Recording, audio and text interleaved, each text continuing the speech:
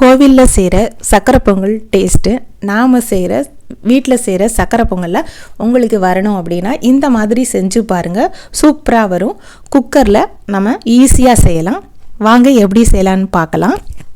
குக்கரில் 1 டம்ளர் பச்சரிசி எடுத்துருக்கிறேன்.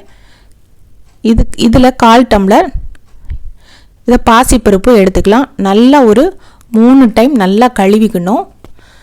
கழுவுனதுக்கு அப்புறமா ஒரு 6 டம்ளர் இல்லைனா 5 டம்ளர் தண்ணி ஊற்றி கொஞ்சமாக லைட்டாக உப்பு போட்டு மூடி வச்சிடலாம். ஒரு 5 விசில் அடிக்கணும். ஆவி வந்ததுக்கப்புறம் நம்ம வெயிட் போட்டு ஒரு 5 விசில் இல்லைனா 6 விசில் அடிக்க விடலாம். அதுக்கப்புறம் நம்ம திறந்து பார்க்கணும். இந்த மாதிரி இருக்கும். இதை நம்ம இந்த மாதிரி மசிச்சுக்கணும். ஸ்டவ்வை ஆஃப் பண்ணிவிட்டு இந்த மாதிரி நல்லா மசிச்சுக்கோங்க.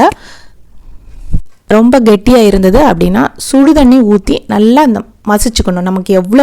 நமக்கு நல்லா தேவையோ அதுக்கு தகுந்த மாதிரி நல்லா மசிச்சுக்கோங்க. இதில் நம்ம 1.5லிருந்து ஒரு 2 டம்ளர் வெல்லம் சேர்க்க போகிறோம். வெல்லத்தை இந்த மாதிரி பொடிச்சு போட்டு நல்லா கிளறணும். அதுக்கப்புறமா நெய் நம்ம தேவையான அளவு ஊற்றிக்கலாம். ஒரு 75 மில்லி ஊற்றிருக்கிறேன் நான். ஏன்னா நெய் அதிகம் சேர்த்தா தான் ரொம்ப டேஸ்ட்டாக இருக்கும். நல்லா கிளறி விடணும். அந்த வெல்லம் எல்லாம் கரையிற அளவுக்கு நல்லா கிளறி விட்டுக்கலாம்.